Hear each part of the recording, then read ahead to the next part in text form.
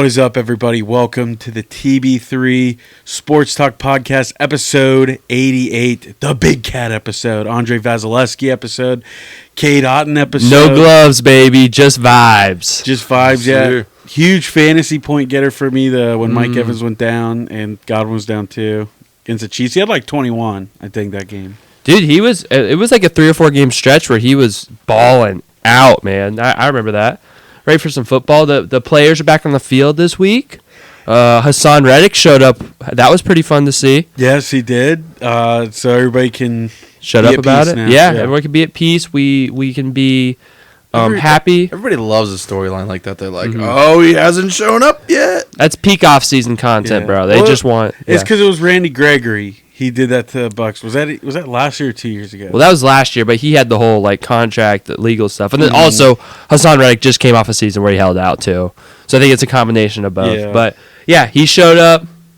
The Rays kind of showed up. A little bit of a mediocre couple series for them. We're fresh off a defeat against Boston, where we saw the Rays lose 2 games in a row to lose their series to Boston. But they did win the series against Miami with some weird time slots this weekend in Steinbrenner Field. Yeah, was it Metallica or something? Yeah, Friday day game, the first noon Sunday game, which I was not a fan of. Yeah, I thought they did one, I want to say, like 2 years ago or even 3. They had like a 12 o'clock start against the Dodgers. So that was an 11 o'clock start. That was when they were doing the brunch games. I hated those games. Yeah, those stunk. Do those still exist? Because those need to be I don't think they exist. Yeah, those did stink. But those are the brunch games. And I think it was an 11 a.m. game in the Trop. Yeah, which is it's crazy. like the only one I remember, at least in the last couple of years. Maybe I'm forgetting more, but no, I think that is. Remember the Dodgers. Yeah, well, I know the 12 p.m. games that the Rays are doing is so they don't get the afternoon showers. But yeah, those 11 a.m. games, they sucked. I'm right with Joel. I'm glad I think they did abolish them. Get rid of them.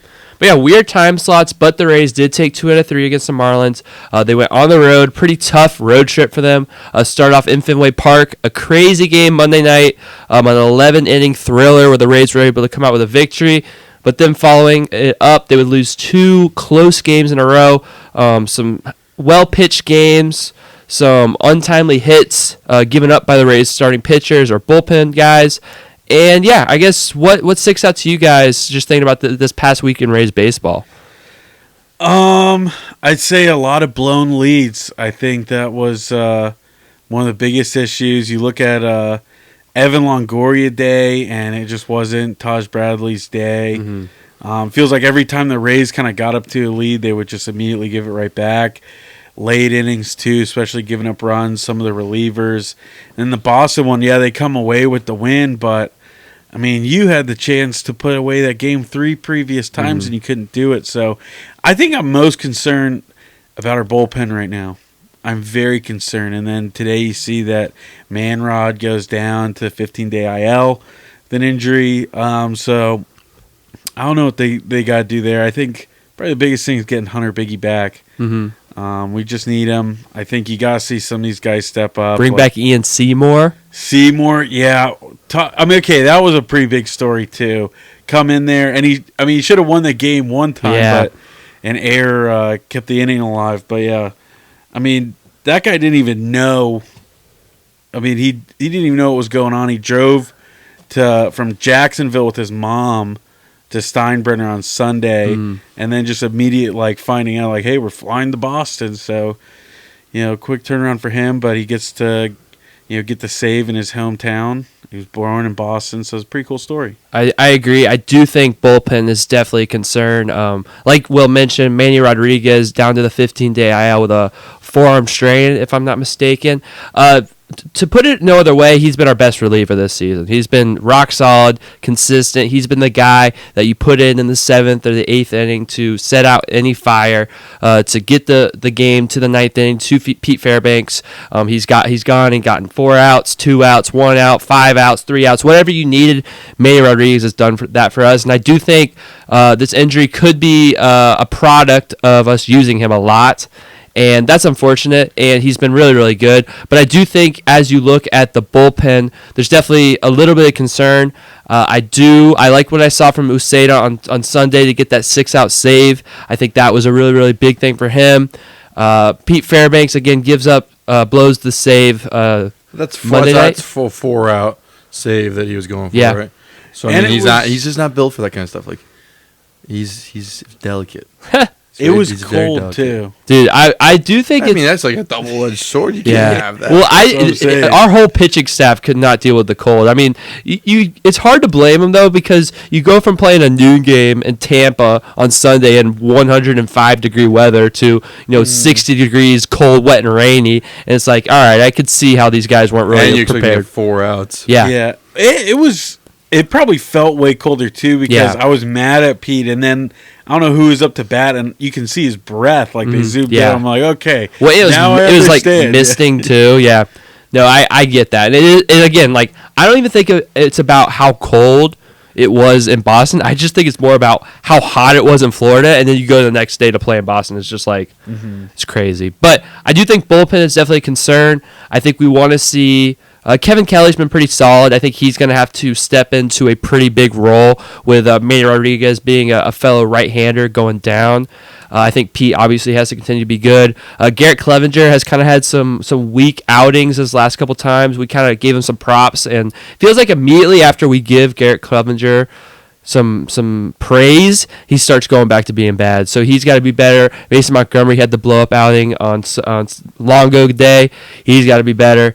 And I guess these guys, like I've really liked what I've seen from Eric Orzi. I think he's been really, really good since he came up. He's going to have to be thrust into a bigger role. Same thing with maybe a potential Seymour or Mason Engler who came back up. These guys are going to have to step up and get some innings without Manny Rodriguez. And it's a little concerning, but I do think the Rays will find a way to wiggle out of it. Is it too early to start looking at the trade prospect ideas? I think if one more arm went down, maybe. But I think as currently constructed, it might you're be okay. worth beating the rush, Maybe.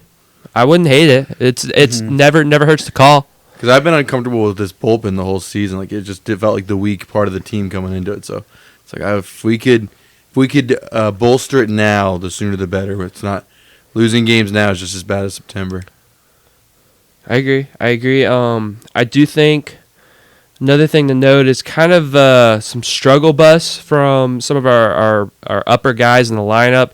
Junior Camarero was hot, but he's kind of cooled back down, 179 in his last 7 games. Same thing with Josh Lowe. He's hitting 077 in his last 7 games. He's kind of been in a little bit of a rut. I think Josh Lowe will get out of it, but this is just kind of his first down with the season. It's very early for him, season-wise and game-wise. Brandon Lau's kind of been... He's at 200 right now, so that's kind of what you expect, but doesn't have exactly the same pop. Really, the guy who's been carrying our offense ever since the Miami series has been Yandy Diaz. In his last 6 games, he's been, phenomenal. 2 home runs, a 391 batting average, a 41 on base percentage, a 1.177 OPS. He's kind of been carrying the offense. Some other guys, Mangum had the 4-hit day. He's been playing good in Boston. Some other guys have been playing all right, but it's kind of been the Yandy Diaz show on offense, and the offense has kind of cooled down just a little bit in the last 3 or 4 games. I mean, they say it's contagious. It's like it's contagious the other way too. Yeah, and I do think Junior getting hot was such a huge key for us. And so it is like the 2 guys that have been like the biggest catalyst for our offense. Junior and Josh Lowe are both hurt. So, we'll see. I think they'll get out of this rut. Yeah.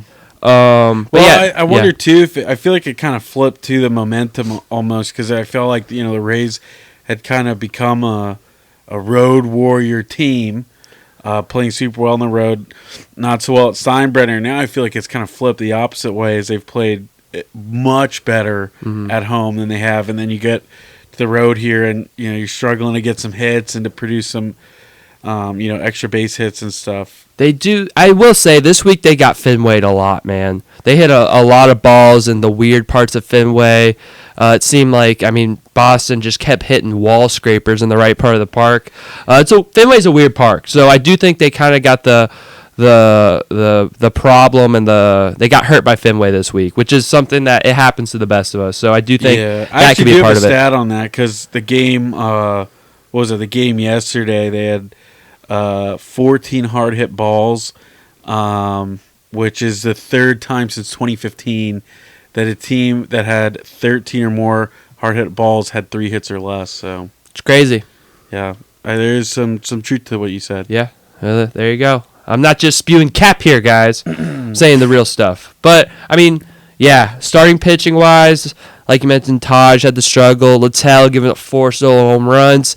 Pep has been really good. Ryan Pepio has been really good. He did really solid on Tuesday. There's and not then much more Shane Baz, pretty solid on Monday. Still has struggled to get through that 5th and 6th inning, but pretty solid for Shane Baz. And then Drew Rasmussen just keeps doing what Drew Rasmussen does. Yeah, unfortunately his streak came to an end. He hadn't given up an earned run since May 11th, which is almost got to a month, which is just crazy. Yeah, he finished 3rd all time in Rays starting pitchers with scoreless inning streaks. Behind, I don't know if you listened to the show last week, but there's 2 starters ahead of him. 2 Rays starters with longer scoreless streaks.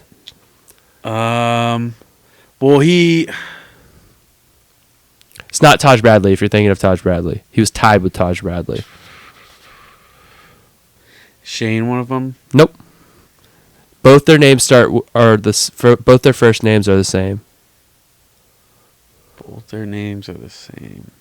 That's a good hint. I know. And just give them to me. Alex Cobb and Alex Colome. Back when he was was that when he was a reliever or a starter? No, a starter. It was starting pitchers. Yeah. I know, it's crazy. But yeah, I mean, starting pitching, nothing crazy to report. Pretty crazy with Taj Bradley. It seems like he just can't figure out the Marlins. He has had, I think, two or three blow up starts this year, and 2 of them are against the Marlins. Yeah, 12 earned runs in 2 games. It's crazy. And the funny thing is, last year when Taj Bradley was the best pitcher on planet Earth, could do no wrong, pitching so well, the team that he kind of started his downfall with was the Marlins. I was at that game actually in Tropicana Field. So he just weird thing about Taj Bradley, he just can't pitch against the Marlins. I don't know what it is. Yeah, it's weird. There really isn't any other way to describe that. Yeah, because he's been pitching well as of late, and just 2 bad starts against the Marlins. Maybe the first one got in his head a little bit, but you even could tell. I mean, watching the game and looking at some of the stats, his velo was down a lot in his start against the Marlins on Saturday. So yeah, I mean, again, this is stupid stuff. Not very good either. Yeah, I think that's what happens with Taj. Is when he doesn't have good command, he tries to slow his stuff down to get in the strike zone. But I mean, the thing is with Rays starting pitchers is if you don't give up the home runs, you don't get hurt. But we've seen them kind of start to give up the home runs again. 4 tonight. Taj gave up a couple. Pep gave up 1 or 2. Boz, maybe? I don't know. There's a lot of doubles in that game. But got to keep the ball in the yard. And when they don't do that, they struggle. But I do think, again, at the end of the day, this is still just a losing 2 out of 3 in Boston. It's not the end of the world. I think that, both those games you lost, you could easily see yourself winning. The 14 hard hit balls tonight. A couple times you, I think, strike out with the bases loaded. You have plenty of opportunities. And so I don't think this is the end of the world. Definitely a tough series coming up with the Mets, but I could easily see us taking 2 out of 3 and having an even road trip. I'd say sorry, you can go. Oh, no, go ahead. I'd say the only concern is that the starting pitching's been bad, a little worse than usual, maybe, 2 weeks, maybe a little longer. And now with the offense kind of starting to fizzle out, you're seeing a couple more losses become tacked onto some of these series. Yeah, I think one thing too is we can talk about pitching, but yeah, I think the bats getting cold too is really concerning because I mean when you look at Tuesday, that's now 16 times this season they've scored 1 run or less in a game, and that's third most in MLB, and then that's also the 9th time this season they've had 3 hits or less and no extra base hits, which is second in the MLB. So You just got to be consistent. That's too many times, and it's hurting them big time because, like we said, I mean, Pepio didn't even pitch that bad, blew that game, couldn't do much. So, yeah, bats have to be a huge factor, and not just relying on pitching because so far, I mean, you might not be able to with the bullpen. Yeah, I think it just comes down to you can't have 2 or 3 of your top 5 guys slumping at the same time. You got to have you can have one or maybe 2, but if you have both lows or you have Low and Lau and you have Junior slumping, it's going to be hard for this offense to produce runs. So as one of those guys starts to get going a little bit, I think the Rays offense will start to get going again because the bottom of the order has been pretty solid. The Mangum was good. Matt Theis had a hit tonight. Meisner, Morel's been hitting the ball pretty well. Yeah. He should have had a homer last night. Mm-hmm. He had 2 on Saturday. Yeah, Walls had a homer. Walls has been hitting the ball. Walls has actually been hitting the ball really, really well. Caballero, he's been good. So the bottom of the lineup is kind of doing their thing. It's just you need a little bit more production from more people at the top. Yeah, you need your stars to star. Yeah. Have we recorded since that game where the bottom 3 went like 15 for 16? No, that was the Longo game. Okay. So that was crazy. Yeah, that was like almost at a record, I think. Yeah, that was because it was what? Jansen, Morel, and Walls. Yeah. And they all hit home runs too. They only missed like one hit or one. They didn't hit on like one at bat. That is, game. Yeah, Morel was 3 for 3. Crazy. Okay, Morel was 3 for 3, and they pinch hit him. That was insane. Like Kevin Cash, come on, dude. Well, yeah, you're like, finally he's getting hot. How should we reward him? Yeah, literally. The backup catcher. Well, it's like, a gamble. Like when you go to the casino, you win a couple times that you got to cash out because, your luck's going to run out. That's true. Your luck's going to run out eventually. Yeah, but then you don't. I don't know, bro. I thought it was stupid, bro. But it is what it is. It is what it is. We ready to look ahead real quick? Yeah, I think we should probably talk a little bit about some injury news. Oh, Shane McClanahan? Yeah, we'll do that. We could do that first. Yeah, because I got some news. You got it pulled up. Okay. If you want. Basically, Richie Palacios. Where has he been? Well, I think either tonight or yesterday he played his last Florida Complex League game, and he's supposed to head to Durham for a rehab stint. Ha-Seong Kim. Everybody's been wanting to know what's up with this guy. Well, he's batting 194 right now. Hey, this is spring training. It is spring training. Yeah. His rehab technically ends on Saturday, and I doubt he's going to get called up at that time, so they'll probably extend him a little bit. He might get called up at that time. Maybe. We'll see. He's been playing shortstop. June 5th was his first day playing shortstop. So, again, if he can come up and play shortstop, I think they'll bring him up. That's kind of what the plan was use his full rehab stint, the full 20 days. But it's possible he stays down. I don't know. Yeah, maybe he just wants a little bit of extra time. But it does end Saturday, so there's a chance. I mean, maybe when they come back to town. Yeah, Monday. Was that versus the Orioles? Yeah, that'd be Monday. And that could be the thing that ignites the team. It's like, hooray, you're here. For sure. We've been waiting for you. But Taylor Walls isn't going anywhere. He's not going to go anywhere. No, Mead's for sure going down. Mead's for sure going to go down I'm almost positive that. I'm kind of sad about that. It's like, I don't like him, but he does. I mean, he's worked so hard to get on the team. Hey, well, he had his chances. He had more than enough chances. I guess at this point, it's just like I'm not ready for him to go back down. It's like he's a regular. But yeah, then probably the biggest news, and I mean, it kind of feel like nobody even talked about it. At least on my social medias, I didn't see a whole lot of this. Shane McClanahan a couple days ago pitched a bullpen. I want to say. I think he just threw from 90 feet. Threw from 90 feet, something like that, something light, and Kevin Cash says it all went well. Well, today in an interview, he says that he is, quote unquote, kind of shut down. So they showed a video in the game, and when he pulls off the mound, it looked pretty like. Ooh. Well, that was from spring training. That was a spring training. Yeah. Well, but the initial report was weird because it said it went well, but he still fell off. That's what Kevin Cash said. Which when I saw that, I was like, "Oh, bro." And now he's kind of shut down. Yeah. So I mean, here's the question: will Shane McClanahan ever pitch for the Tampa Bay Rays again? If it's not this year, I don't know. I'm starting to lean no. I wonder how many more years of I mean, contract he has. And I don't know how his arbitration years and stuff like that work, but for him to come off Tommy John and immediately because he's seeing a nerve specialist right now for his tricep, on his throwing arm, for him to come off Tommy John, do all that, he hasn't pitched since the middle of 2023. If you were to ask me, and I was just going to give you what I think, I don't think he'll pitch for the Rays again, which is so sad. It's so frustrating. I hate when the Rays say things that aren't true. I hate when they're like, "Oh, he'll be back in the end of April. He'll just miss a few times. He just hurt his tricep." Just a tricep pull. It's just a tricep pull. He'll be all right. It's never true. I hate it. Oh, Jeffrey Springs, he's got a pinch in his forearm. Oh no, he has Tommy.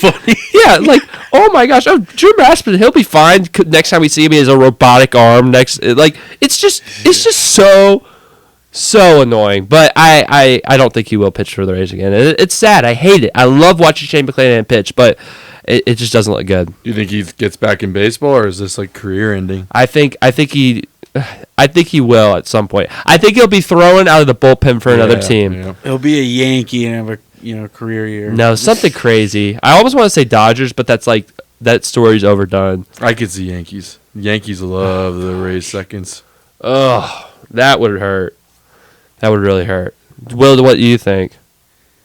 Yeah, I mean, we just have to see. I think probably if he doesn't ever come back, I just would like them to be honest at least. Like, I don't want to sit here this entire summer, we're week to week, we do a weekly show, and I want to, every single week go, oh, I wonder, the Rays haven't said anything about Clanahan, or they said he's, progressing the right way. Yeah. Maybe we'll see him by mid-August. Well, now maybe we'll get him for the playoff run. I don't want any of that. Just please be honest. Tell us what's going on. If he's done, he's done, and I'll accept that. And I can understand if the Rays don't quite know when they're telling us this, but how does your training staff not know? How do we not pick up on these things when they happen?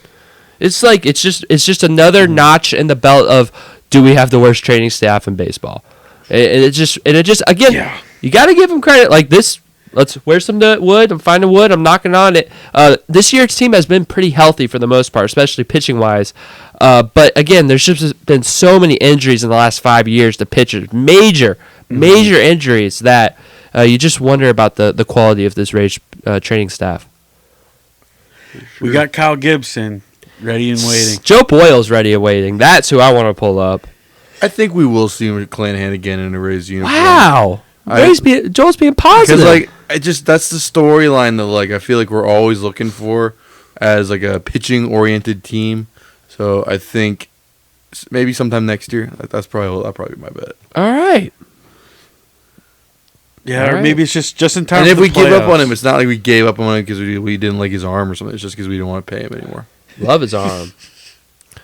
That's true. Fair enough. Yeah, Rays got 3 more on the road against the Mets. On the road, that's going to be a tough series. I will be very, very happy, and I think we can take 2 out of 3 against the Mets. But very good team, one of the best records in baseball. Do you have the pitching matchups? I will pull that up. Taj Bradley versus Clay Holmes on Friday night. Let's see if Taj can get a bounce-back start. Drew Rasmussen versus Tyler McGill. I know there's 2 McGill brothers, and that's Tyler, on Saturday. And on Sunday, 1:40, Shane Baz versus Griffin Canning, who's had a really, really good bounce-back season for the Mets. So we don't face Senga. We don't face Drew Peterson, who I think had an amazing game tonight. And then you come back home and you play 4 against the Orioles in Steinbrenner Field. And those are some must-wins. You got to take 3 out of 4. Put them out of their misery. Got to do it. They whooped up on the Tigers today. The Orioles whooped them? Interesting. I bet the Tigers won the last 2 games, though, right? They won yesterday. I think they play tomorrow. Oh, okay. All right. So, how do you guys see this Mets series going? I'm pretty confident we'll win 2 out of 3. I think we win 2 out of 3, too. I'm feeling good about that.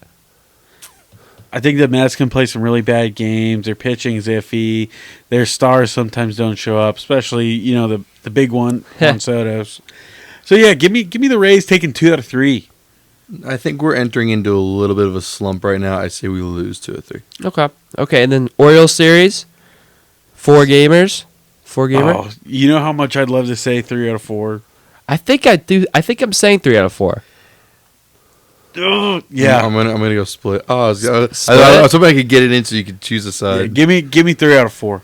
Split. The Rays, split. this is a different team. They're not going to go on a slump this time. They're going to bounce back, split a couple here, but they're going to stay consistently winning. I think a series win against the Mets would be really good for the Rays' psyche, especially after a couple close losses in the last 2 games. You got an off day, which is good for the bullpen. The bullpen was definitely a little bit taxed. Yeah, and shout out Mason Englert. Yeah, really did help. And yeah, I hope he can be pretty helpful for He the looked Rays. gross yesterday. Yeah, he was Absolutely doing really disgusting. good. And even when they sent him down to AAA, I mean, he actually has done quite well in Durham. I think he had like a 1.24 ERA since he got sent back down. So I've liked the stuff, man. He just bad location his first time up. But again, the Rays have good pitching coaches. They can help fix that. Oh yeah. Before we leave you guys, we do just want to talk about it real quick. It's back. It's on the college level. It's USF, but USF athletic director Michael Kelly was announced last week that he will be leaving to become the athletic director for the University of Navy, or the Naval Academy, actually, I guess. If you guys are wondering why he would go from USF to Navy, Michael Kelly's dad was in the Navy, and he went to the Naval Academy.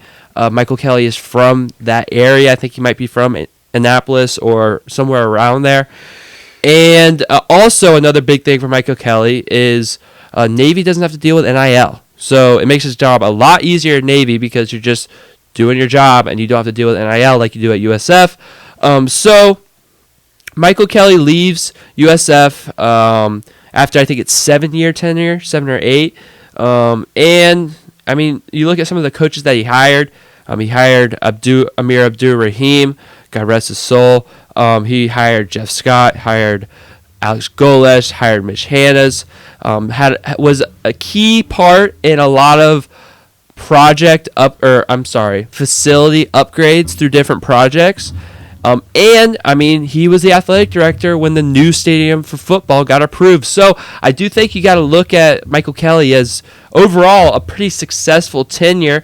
I do think the one thing that is missing from his tenure is getting USF into a power conference, which I do think there's a very good chance of this next athletic director doing, because I think Michael Kelly in his time laid a lot of good groundwork with the new facilities, with I think a couple good coaches and Mitch Hannes and Brian Hodgson for sure, and then I'm hoping Alex Golesh as well. I believe too. I think some good coaching hires, I think the biggest thing, and this is not exactly just my opinion, this is other people's opinions that I've read or listened to, the practice facilities and all that stuff, those upgrades have just been so huge and instrumental for USF. They were just not nearly as good and as renovated as they were before Michael Kelly's tenure as compared to now. So I think that's a huge thing. I think the next athletic director will be in a good spot to put USF in a potential ACC or Big 12 scenario. Just no Pac-12. Yeah, that's not power conference. But there that's was like a boarding push the for them to Titanic. get in there. They're trying to become a power conference again, and they won't ever do it. I remember when USF's name was swirled around the Pac-12 conferences. That'll be the worst mistake ever. So stay away from any AD who wants to do that. Yeah, ACC. Get them in the ACC. But, I mean, I do think that the new stadium, some more success. I saw Jeff Vinnick's name being thrown out as the new athletic director for USF, which is pretty crazy. I forget his name. Did he do that? I don't know. Man, he did. He would be like the Leroy Silman of heroes. How about you buy the Rays instead, pal? For real though, yeah. It's like we got other guys who can do that. Just focus on the Rays, bro. What's his name? There's a guy with the last name Wiggins who is the Tampa Bay sports commissioner. Basically, he's like the one who's like bringing in all the events. Like he brought the college football playoff, he brought the Super Bowl, brought all these things, brought the Final Four to Tampa Bay. Savannah Bananas. Yeah, probably he did all that stuff, and he also has ties to USF. He one point worked for USF. His last name's Wiggins. I'm so sorry, I can't remember his full name, but he's a very good option. Anthony, because he's been on JPP a few times. Anthony Wiggins. I think that's it. It's possible. But if he He seems like a really good option. I don't know if he would do it, but he seems like a really good option. I saw Jeff Vidick's name, but I don't know if it's like a real thing. But I just saw it thrown out there. Just a wish list. Yeah. Dream list. Yeah. Hold up. I think. Let me see. I might be able to pull something up. Hold up. Sorry, chat. I'm trying to go quick. All right. Okay.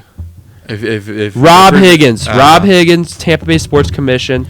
Chris Pierce would be brought up, and then Jeff Vinik. That's crazy. But Rob Higgins is the one that would be like very, very awesome.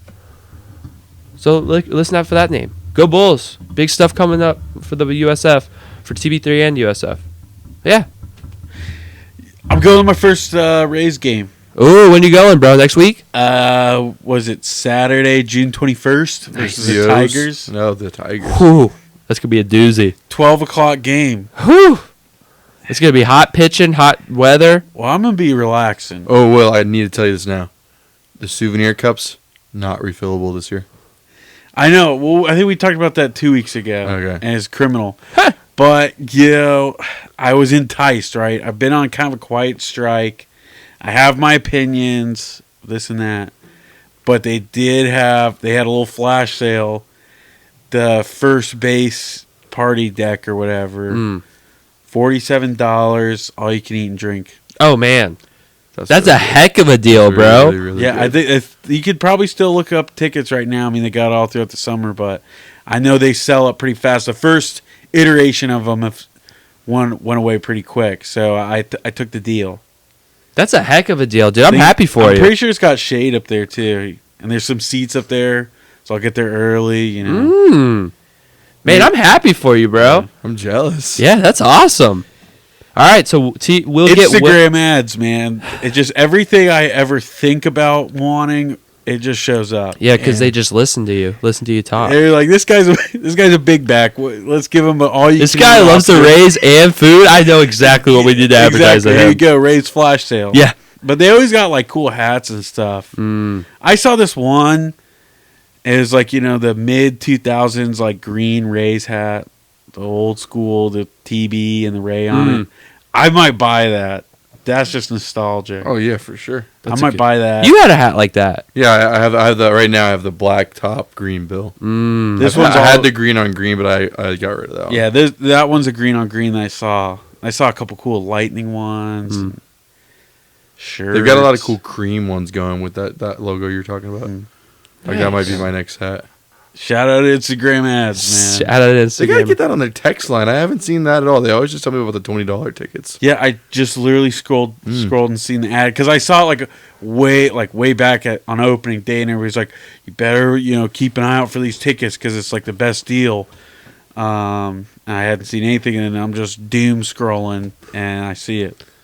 Is that so? Are these hats from like the official Rays site? No, it's called like Hat Haven. Oh, that's a good site. I got. You got it. Okay, so it's certified. All right. Okay. there you go. It's Joel they certified. text me once a day. It's very annoying. So And yeah, I told them to stop, and they won't. that might be something I do like tomorrow. Is buy that. I just love gear. I got this batting practice hat 2025 official. It looks good on your head, bro. It does. I appreciate that. Yeah, I that's saw a good that. look. That's a good look for you. I'm not one for I'm one for the official caps, right? On field. But this one, I mean, batting practice, I was like, I don't know. Should I do it? Is it too bold? But I went with it. You guys seen the 4th of July hats, right? I like them. Oh yeah, I like them. them. I like them. Did you see them? No, I haven't seen it. They're like You haven't seen it? light blue and red. They're very cool. They're very cool. Yeah, you could get it up. But yeah, while Will's doing that, I'll do our spiel. Comment down below. What's your go-to hat? If you were to buy one hat, you had no budget. Don't worry about it. What hat would you buy? If you were to, I don't like the rope though. I will say I love the rope. I'm not a big fan of the rope. Is so sick. See, I don't like the I rope. love rope hats. Like Yeah, let us know your thoughts on the 4th of July hat or ropes on hats. I'm not a huge fan of them. It's like new era's trend right now. It is. Yeah, I know. They're on a bunch of them, bro. Rope hat on everything. Yeah. I mean, that's like 90s. Like the 90s is just like it's. Yeah, I it's guess. Follow us on Instagram. Follow us on X. Subscribe. Hit the subscribe button. Hit the like button. Spotify, hit the 5 stars button. Yeah, it's in the comments. Talk about hats, man. Talk about gear. We love talking about gear and hats and stuff. Boys, do we have anything else? I'm good. Yeah, I think that's it. All right. Until next time. Until next time, go Rays, go Lightning, go Bucks, go Bulls, and have a beautiful and blessed night.